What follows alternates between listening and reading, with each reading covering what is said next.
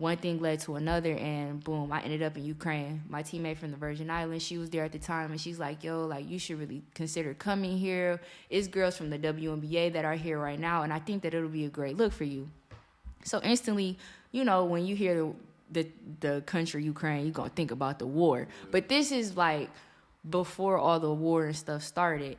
So I ended up going there, and of course, a war started. Like you hear about a war. Like my coach in high school, he was my history teacher, and he would always talk about Putin and how he wanted like total dictatorship in Russia and was like crazy and stuff. But I'm like, at the time, I'm like, what relevance will this ever have in my life? And it spun the block real quick. Like I remember messaging him, like, Coach, like, I remember us talking about this in American history, and everything really came full circle.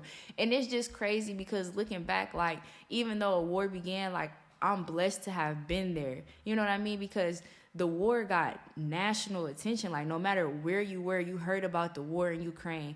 And after I left Ukraine, I remember Channel 7 News. It's a channel news station back in Detroit. I remember them contacting me, and they wanted to do a story about like me having to leave there abruptly because of the war. And it was just crazy because I remember like people I hadn't talked to in years was just reaching out for me, telling me, you know, like they were glad I'm safe and that they were praying for me, because honestly, like it was tough. You like was in a war zone, literally. Literally, like, you was yeah. hearing like bombs and planes, or what? No, I wasn't hearing them, but like it was protests going on. They were saying that they were stopping aircrafts, and like I really didn't think that I was gonna be able to make it out. Like my anxiety was like on 1,000, and I remember just being scared. But I remember like praying nonstop, because I'm like, God, I know you're doing all of this for a reason. And I feel like the reason of me being there rather was